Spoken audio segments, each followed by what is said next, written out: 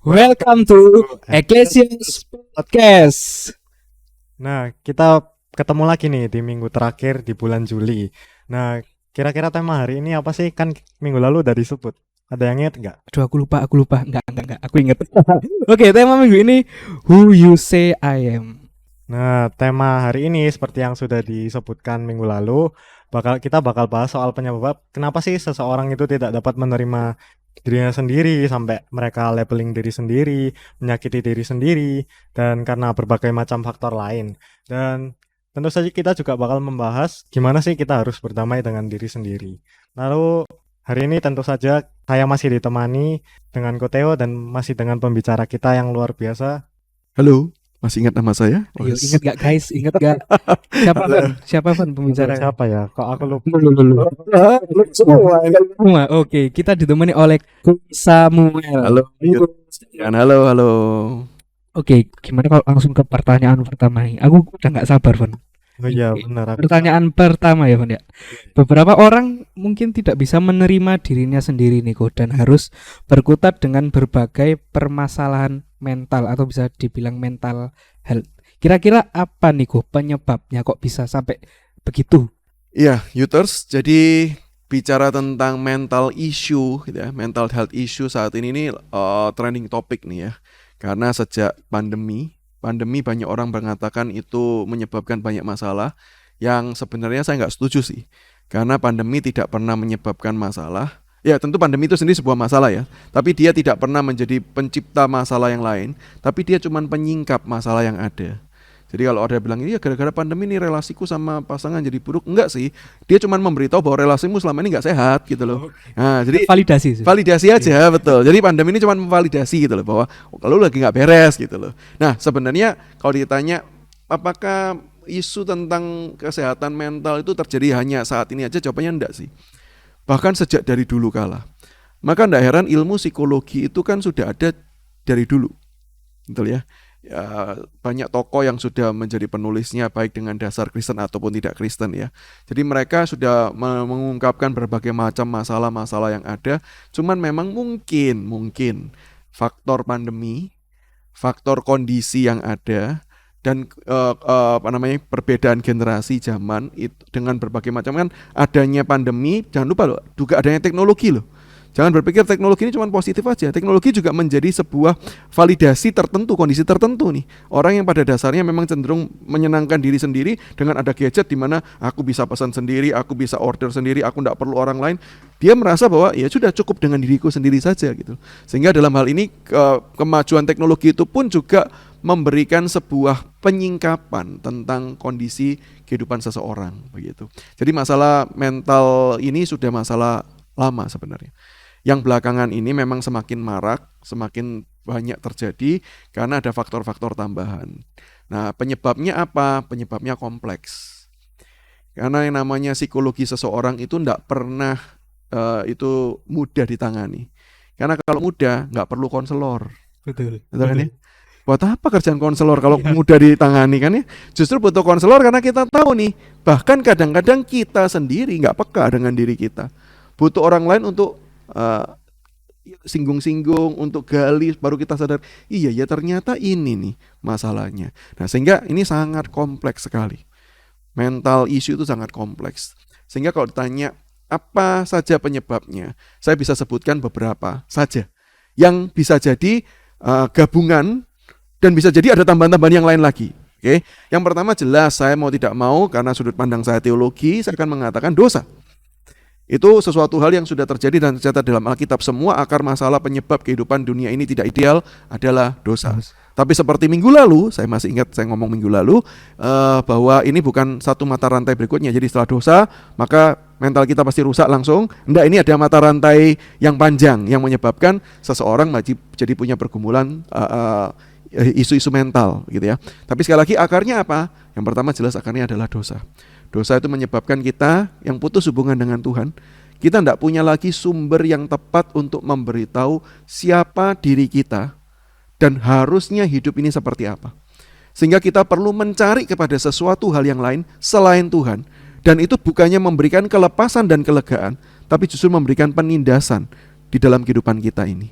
Sehingga tidak heran ya orang semakin tertekan dengan tuntutan di luar daripada tuntutan yang Allah berikan dalam kehidupan setiap kita. Sehingga dosa itu menjadi akar penyebab masalah.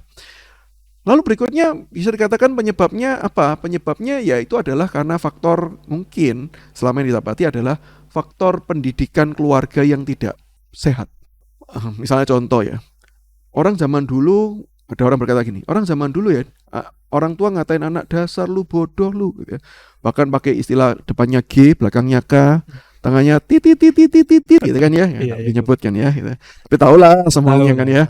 Orang zaman dulu bilang, loh saya dulu dikatain gitu sama orang tua, saya baik-baik saja kok. Loh enggak, kamu enggak baik-baik saja. Kamu tetap rusak dengan dikatai seperti itu. Tapi mungkin ada faktor-faktor tertentu yang menyebabkan kamu tetap bisa bertahan. Jangan dibalik loh, jangan berpikir saya tetap oke-oke aja kok diomongin begitu. Enggak loh, enggak ada orang yang diomongin gitu tuh oke. Enggak. Orang yang diomongin itu pasti hancur.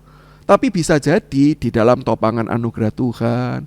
Bisa jadi mungkin kita ketemu dengan ada orang tua ngomong kita begitu, tapi teman-teman yang lain mensupport dan mendukung kita. Sehingga itu tidak, quote-unquote, tidak langsung menghancurkan kita secara total dan utuh. Nah, jadi setiap orang tuh pasti ada kerusakannya dengan dikatakan seperti itu. Nah, kali ini bisa jadi faktor itu semakin besar berpengaruh karena faktor-faktor supporting lainnya juga semakin minim. Ketika orang tua berkata seperti itu, terus kita tidak punya tuh pergaulan yang baik dan buruk. Apalagi yang kita lihat selama ini cuma media sosial. Yang apa? Yang isinya yang sempurna-sempurna. Nggak ada tuh media sosial tuh menampilkan yang buruk. Bahkan tuh pernah tuh ada challenge-challenge yang jatuh tuh. Itu kan jatuhnya bukan jatuh serius kan, jatuhnya kan dibikin-bikin kan, terus difoto gitu kan, di videoin gitu kan. Yang artinya semua yang tampil itu kan sudah lulus sensor. Sensor kita maksudnya. Kan enggak heran kalau zaman dulu kalau zaman saya dulu kecil ya, itu kamera tuh masih pakai yang roll, yang diputar-putar krek foto jepret gitu ya. Tahu hasilnya nanti kalau waktu dicuci tuh. Nah, kalau sekarang kan enggak tuh, digital. Dilihat dulu, aduh kok kelihatan gemuk ya? Memang gemuk sih. Biar apa ya kelihatan gemuk gitu kan. Nah, coba ambil dari angle lain gitu kan ya. Jadi kelihatan sempurna terus tampil di media sosial. Pengaruh enggak? Pengaruh loh. Bayangkan ya anak yang selama ini diomongin bodoh kamu, jelek kamu di rumah. Terus yang dilihat di media sosial, teman-temannya semua posting yang keren-keren, positif. Belum tentu yang di rumah positif juga, tapi yang pokoknya ditampilkan keren-keren. Nggak heran dia apa? Sendiri. Dia merasa kok aku paling bodoh sendiri ya. Kok aku paling jelek sendiri ya? Nggak heran yang tampil kemudian di televisi juga artis yang keren-keren, yang diidolakan yang seperti itu. Kalau zaman dulu nggak ada televisi ataupun kalau ada sangat jarang, hanya tertentu saja. Orang mau bandingkan diri dengan siapa? Bandingkan diri mungkin dengan tetangganya doang. Kalau ini kan lebih global lagi. Bayangkan aja pengaruh itu akan membuat apa? Pengaruh buruk yang mungkin satu titik diberikan di rumah. Dampaknya akan lebih besar karena yang lain ini memberikan support kepada hal tersebut. Iya kamu jelek karena kamu tidak seperti ini. Iya kamu bodoh karena kamu tidak seperti ini. Nah bisa bayangkan tidak orang seperti ini pergumulan batinnya jadi seperti apa? Jadi berat loh. Jadi ya dia merasa aku sendiri loh. Begitu. Belum lagi kondisi zaman yang cuek. Nggak lagi perhatian. Bahkan dari orang tua. Sudah orang tua ngomonginnya ada hiburan sejenak nggak masuk ya guys ini. Kalau nggak masuk saya ceritain ya, barusan ada bus apa truk gitu ya, bus ya yang balik ya. Jadi nah orang tua belum tentu ngasih yang insight positif, ngasihnya insight negatif, tapi setelah itu dia nggak care. Jadi cuman datang, bayangin ya ada anak didatangin orang tuanya, kamu G, terus ditinggal. Kalau anaknya baik nggak dipuji, tapi kalau salah G. Bayangkan aja betapa sakitnya gitu. Nah, sehingga di dalam hal ini ketika orang itu sudah tampil individual, orang tua, saya juga jadi orang tua kadang-kadang kalau sudah capek lihatnya apa? Lihatnya gadget. Kadang-kadang anak lihat, "Dedi aku begini begitu." Ya nak. Dedi lagi capek, Dedi mau me time dulu dah. Dedi mau healing dulu lihat gadget. Dia belum tentu dapat asupan positif kan. Nah, dari situlah kerusakan mental itu terjadi. Begitu. Sehingga dirinya sendiri sudah rapuh karena sudah berdosa, dianya rapuh gitu ya. Si jahat juga terus meracuni dengan pikiran-pikiran yang mungkin negatif dan buruk. Lingkungannya tidak support. Ini kompleks sekali. Nggak pernah masalah mental itu masalah tunggal. Ini masalah yang sistemik. Sehingga nggak heran penyelesaiannya pun. Nah ini mungkin kalau nanti belakang gimana nih caranya gitu ya. Wah ini juga kompleks sekali sih. Oke, jadi mungkin penyebabnya yaitu yang awalnya kita emang ya manusia rapuh penuh karena keberdosaan kita, dan yang seharusnya lingkungan terdekat kita, keluarga, mensupport, justru kalau aku bisa tangkap tadi dari omongannya Ko Samuel, malah menjudge gitu ya Ko. Ya. Nggak mengasih solusi dengan mensupport, malah menjudge. Yang seharusnya mungkin kalau orang tua nih tahu anaknya mungkin kurang pinter, bukan dikata-katain, seharusnya malah mungkin dikursuskan atau Betul. gitu ya Ko, mungkin. Setidaknya ditolong dan Iya, diakui bahwa memang kamu lemah Iya. dan it's okay, tapi yuk kita bisa kok kita Iya. belajar lagi, diberikan bantuan misalnya bisa jadi les dan lain sebagainya Iya, begitu ya. Tapi mungkin sebelum nanti misleading ya. Jadi gini teman-teman. Saya mendapati bahwa banyak orang-orang yang bergumul dengan isu mentalnya itu memang berada di tengah-tengah lingkungan yang tidak sehat. Bisa jadi keluarga, rekan kerja, bahkan gereja juga bisa berkontribusi. Jadi mereka itu akan sangat mudah untuk terjebak, bahkan bisa jadi mereka merasa bahwa mereka memang nothing lah dengan kondisi lingkungan seperti ini. Tapi bukan berarti yang di lingkungan sehat pasti aman loh, enggak juga. Mereka punya kerentanan yang sama, tapi bisa jadi karena ada support system, ada anugerah Tuhan yang menolong lebih, membuat mereka so far itu kelihatannya oke. Tapi saya bahkan ngobrol dengan psikolog, saya ngobrol dengan konselor ya, saya tanya, sebenarnya ini kan kalau kita di perusahaan ya, mau masuk kan pasti psikotes ya. Nggak ada hasil psikotes sempurna itu. Betul ya, saya tanya, ada enggak yang nilainya itu sempurna, bagus, tanpa catat celah? Nggak ada. Kenapa? Semua orang pasti punya pergumulan dan masalah. Gitu loh. Nah, jadi dalam hal ini mereka yang dalam kondisi lingkungan yang sehat pun bukan berarti mereka enggak punya isu loh. Cuman mungkin tidak separah kalau mereka berada di lingkungan toksik. Dan mungkin tidak terekspos sehingga mereka semakin menjadi ke arah yang semakin buruk. Tapi isu itu selalu ada. Nah ini yang perlu kita waspadai. Supaya orang sadar bahwa oke, walaupun aku mungkin baik-baik saja saat ini, bukan berarti aku sungguh-sungguh baik nih. Aku perlu mawas diri nih. Oke, mantap, thank you Ko. Lanjut Steven. Nah tadi kan juga sempat dimention kalau gereja bisa menjadi salah satu lingkungan yang tidak sehat. Nah, di mana gereja ini seharusnya menjadi tempat yang menerima semua orang, termasuk mereka yang secara masyarakat tidak diterima. Tapi mereka bisa menjadi lingkungan yang tidak sehat, yang menolak bahkan menghakimi. Nah ini seringkali membuat mereka itu merasa lebih terasing dan tidak diterima. Pendapat Ko Samuel sendiri mengenai hal ini gimana sih? Apa yang seharusnya menjadi sikap gereja?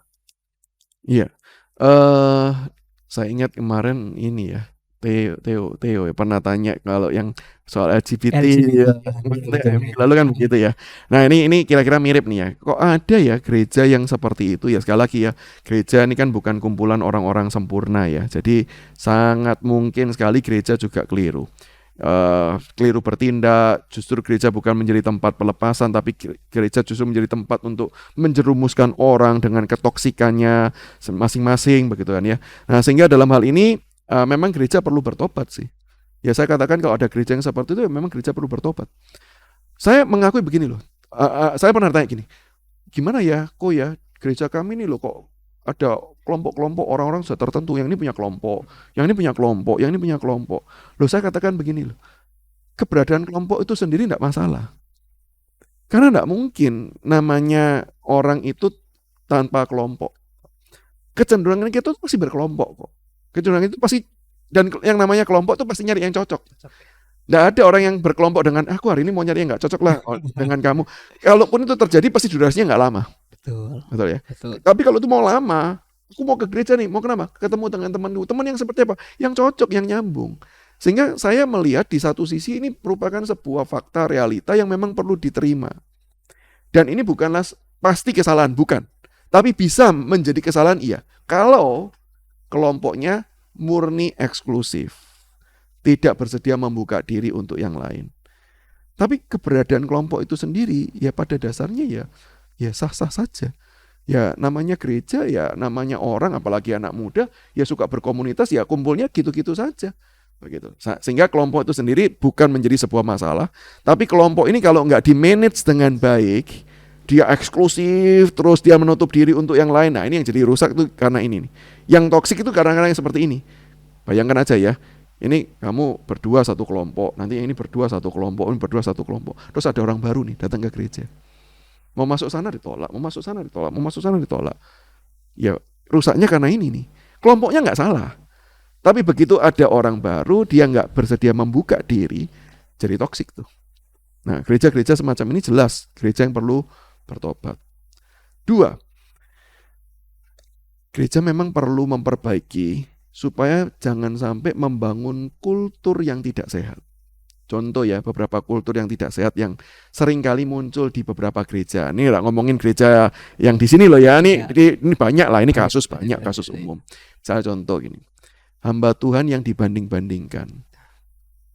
Loh itu kultur nggak sehat loh. Betul. Kultur nggak sehat. Oh hamba Tuhan ini nggak mau jelek. Hamba Tuhan yang ini saja.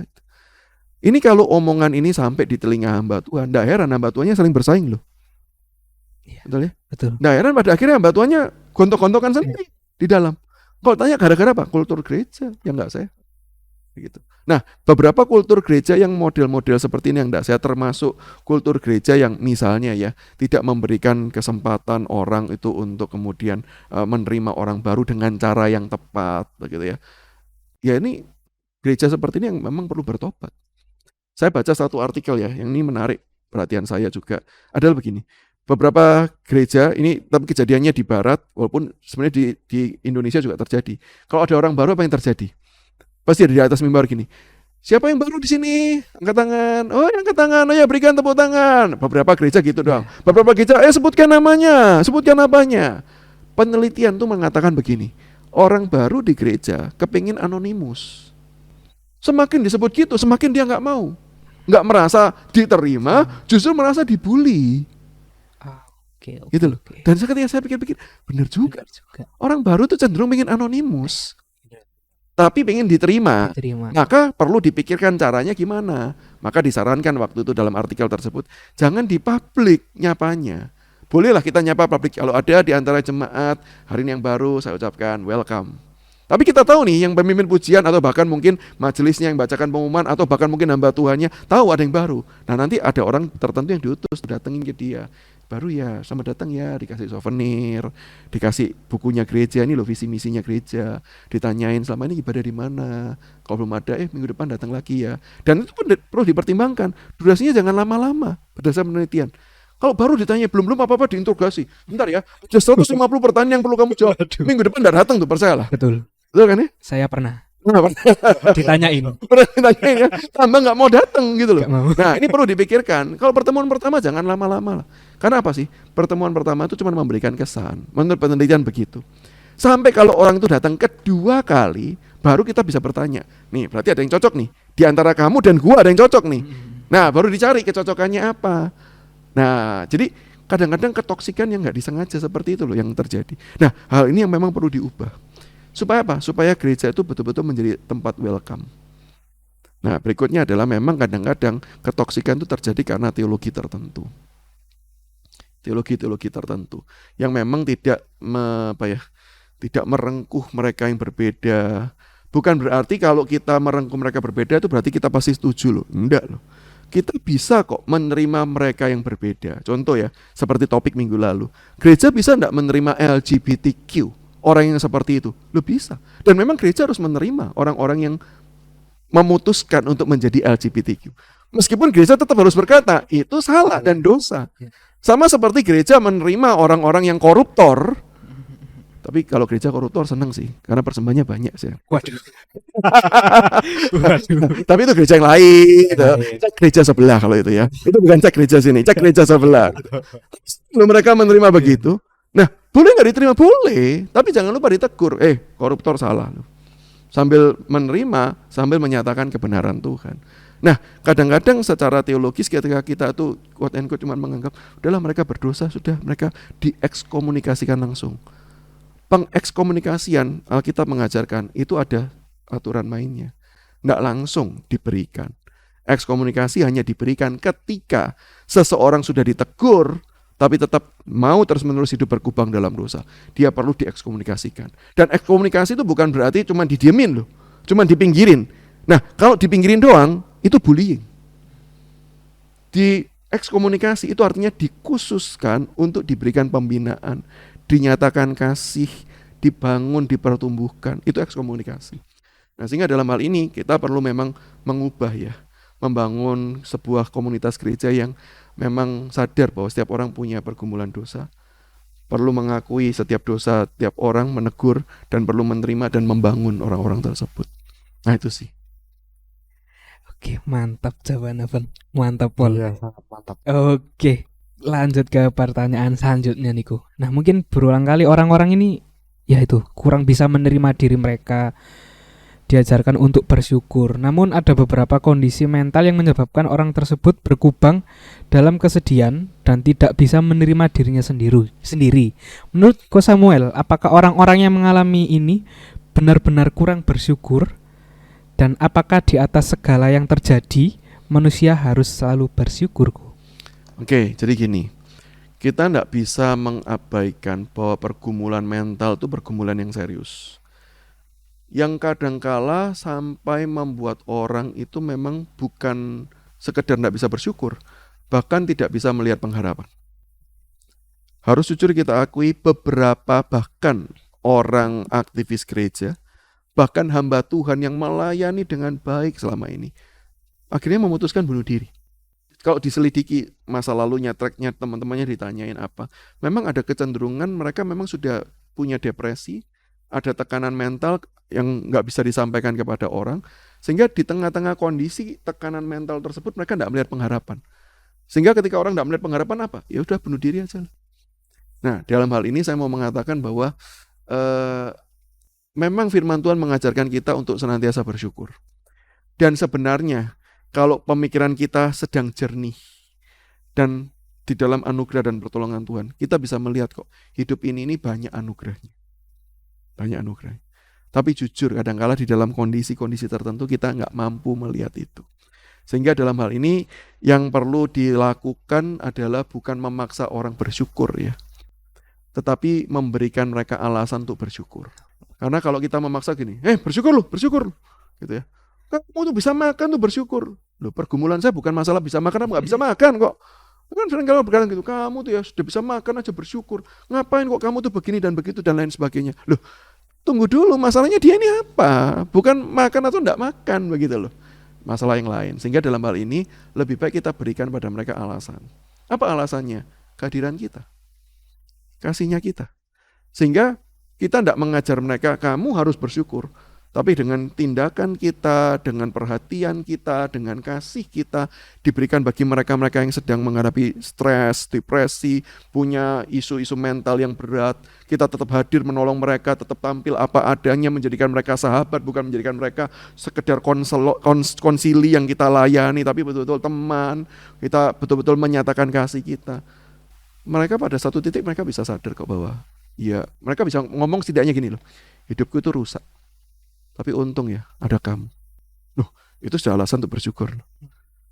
Nah, sehingga dalam hal ini benar sih, saya harus katakan tidak mudah orang-orang. Kalau teman-teman yang hari ini pendengar ya, Youters yang dengar ya, dan kalian memang sedang dalam kondisi depresi dan kalian merasa aku nggak bisa bersyukur, wajar, sangat wajar. Dan tidak usah memaksa diri untuk bersyukur, tidak usah.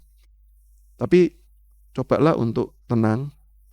Dan teman-teman yang lain yang melihat temannya punya pergumulan-pergumulan seperti ini, jadilah alasan bagi mereka untuk bisa bersyukur. Oke, lanjut Van. Jawabannya kena banget ya, Pol. Sampai aku gak bisa berkata-kata mau ngomen gimana. Aduh, udah sampai bingung aku mau menanggapi gimana aku. Iya. Masih soal bersyukur dan menerima diri sendiri. Bagaimana sih cara kita bisa menerima diri sendiri dengan segala kekurangan yang dimiliki, dengan segala pergumulan yang dialami, serta gimana caranya kita mensyukuri kehidupan yang telah Allah berikan ini. Ya, jadi gini, saya kok yakin bahwa kalau kita melihat kekurangan, tidak ada di antara kita yang bisa menerima diri. Maka angle-nya pertama pasti bukan kekurangan. Begitu kita ngelihat kekurangan, jatuhnya apa? Aku nggak bisa. Semakin depresi, semakin tertekan. Maka yang perlu kita lihat pertama kali dalam pengenalan kita pada diri sendiri, firman Tuhan mengajarkan pertama adalah lihatlah Tuhan. Kenapa sih kok firman Tuhan mengajarkan kita tuh senantiasa melihat Tuhan? Karena begitu kita melihat Tuhan, kita tuh diberikan alasan yang tidak terbantahkan bahwa kita tuh berharga. Buktinya apa? Buktinya Allah tuh sangat mengasihi kita sampai dia mau berinkarnasi, mati, mengampuni dosa-dosa kita dan bangkit bagi kita, memberikan kemenangannya, penyertaannya bagi kita. Bayangkan Allah pencipta alam semesta mau nemeni kita seperti itu, bahkan tinggal dalam hati kita yang kadang-kadang kita abaikan gitu ya. Betapa kasihnya. Dan bukan cuma itu. Allah itu menyatakan perhatiannya, pertolongannya itu dari waktu demi waktu. Dia bukan cuma sekali menolong, dah ya tak selamatin ya, nanti ketemu di surga ya, see you gitu. Enggak. Setiap hari dia berjalan bersama dengan kita, menemani setiap kita. Sehingga setiap kali kita tuh diajak untuk melihat Tuhan, disitulah kita sedang diberikan sebuah angle yang baru. Kita tidak melihat kekurangan kita dulu tuh. Kita sedang melihat, wow, keren Tuhan itu. Bekerja di dalam kehidupan setiap kita. Mengasihi kita demikian rupa.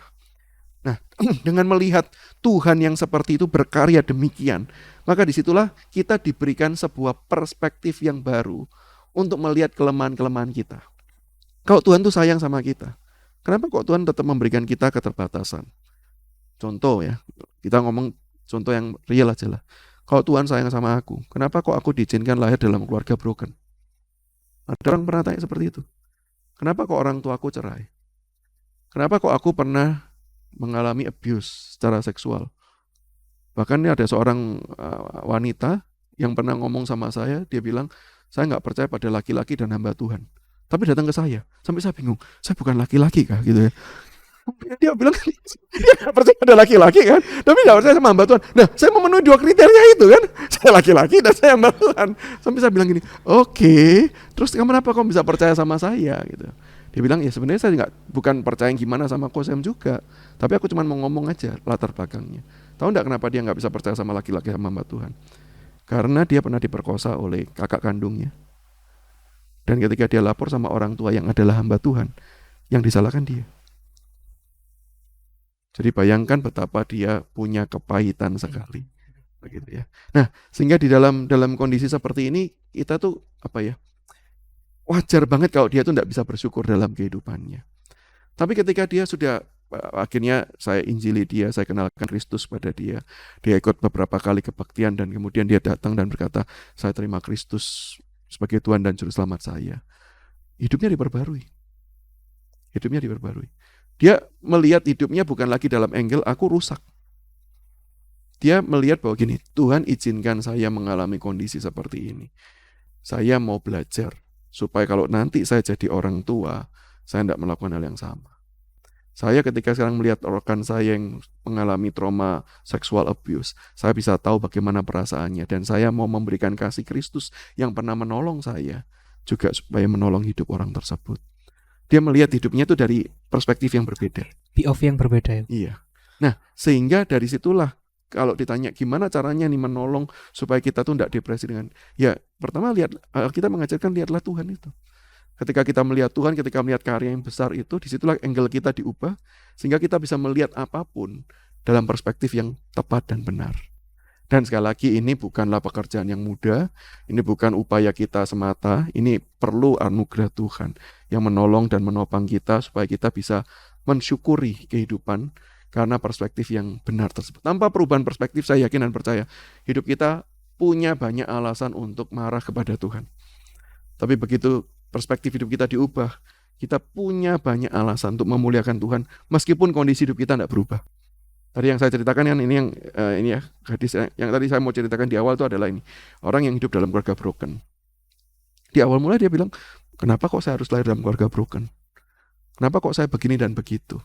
Dan setelah dia kenal Kristus, yang terjadi apa? Dia enggak, memang hidup keluarganya tetap yang namanya sudah broken ya broken, sudah divorce orang tuanya. Tapi yang terjadi adalah dia pada akhirnya belajar, iya ya.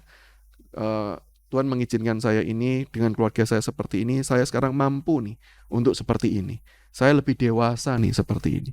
Bahkan sampai satu titik dia tidak lagi berpikir gini, kenapa kok Tuhan izinkan saya seperti ini? Tapi pertanyaan dia berubah. Tuhan, Kalau Tuhan izinkan saya lahir dalam keluarga seperti ini, apa yang Tuhan mau dari hidup saya bagi orang tua saya? Oh, perspektifnya sudah perspektif misi. Bukan lagi perspektif, kenapa kok saya begini? Enggak. Kalau Tuhan izinkan saya lahir dalam keluarga seperti ini, apa mau Tuhan menciptakan saya hadir dalam keluarga ini menjadi berkat bagi keluarga saya dengan cara seperti apa? Hidupnya berubah. Keren Pol. Iya. Jadi yang harus kita lakukan ya itu melihat ke Tuhan supaya kita mendapat POV yang berbeda, sehingga yaitu tadi kita bukan menyalahkan diri dengan kondisi, justru kita mau tahu apa maksudnya Tuhan dengan kondisi yang sedang kita alami sekarang. Ya kok ya. Oke, mungkin ini sudah menjadi pertanyaan terakhir di podcast terakhir di minggu keempat dengan tema Who You Say I Am. Mungkin dari Ko Samuel ini sendiri ada nggak nih Ko closing statement dari pembahasan kita? Mungkin dari yang podcast awal atau mungkin podcast yang ini bisa juga. Itu jadi satu podcast lagi Iya. itu. Satu podcast lagi. Mungkin podcast ini aja. Iya. Oke. Jadi saya mau punya pesan khusus nih untuk teman-teman yang mendengarkan ya. Dan kalian sedang menghadapi satu situasi yang tidak mudah. Memang betul pertolongan kita datang dari Tuhan. Tapi Tuhan menolong kita itu bukan pasti sifatnya supranatural. Kadang-kadang dan banyak kali cara Tuhan bekerja menolong itu adalah melalui kehadiran sesama. Jadi please, kalau kalian sedang punya pergumulan, kalian sedang merasa depresi, cari teman. Cari orang yang kalian percaya, cari pembina kalian, ceritakan. Saya tahu bahwa pembina belum tentu sih bisa mengerti sedalam-dalamnya. Belum tentu juga bisa menolong 100%, tapi carilah, karena setidak-tidaknya kalian tahu ada orang yang sedang berdoa untuk kalian. Dan melalui kalian tahu ada orang yang berdoa dengan kalian bisa merasakan kehadiran Tuhan secara nyata. Karena jujur orang yang biasa depresi tidak bisa merasakan kehadiran Tuhan. Tapi melalui orang-orang yang Tuhan hadirkan di samping kalian, mendoakan kalian, mensupport kalian bisa merasakan kehadiran Tuhan nyata bagi hidup kalian. Jadi jangan bergumul sendiri, jangan doa-doa sendiri. Tidak salah doanya, tapi please cari orang supaya orang lain bisa menjadi alat Tuhan untuk menyatakan kasih Tuhan bagi kamu. Oke, thank you, closing statement yang sangat mantap. Wow, memberkati. Thank you juga Ko Samuel sudah Thank you menemani semuanya. kita dari podcast minggu pertama sampai minggu yang terakhir ini, yang mengasih tahu dan memberitahu banyak insight-insight untuk kita. Ya Steven ya, Iya, pendengar-pendengar sangat memberkati. users di rumah juga. Oke, thank you Ko, terima kasih untuk waktunya selama 4 Sama-sama. minggu ini menemani kita. Sama-sama semuanya, thank you. Oke, Yuter, jadi nggak berakhir sampai di bulan Juli aja. Jadi di bulan Agustus akan ada tema-tema yang baru lagi, dan tentunya tema-tema yang menarik dan pastinya wow, karena kita Ecclesiast Podcast akan menghadirkan tema-tema yang terbaru dan inovatif. Oke, teman-teman Yuters yang mungkin masih menunggu tema-tema berikutnya, ditunggu aja, nanti bakal upload di Spotify setiap hari Jumat. Dinyalain notifnya, jangan lupa teman-teman. Oke. Untuk itu, see you next week and bye, Bye-bye. Yuters.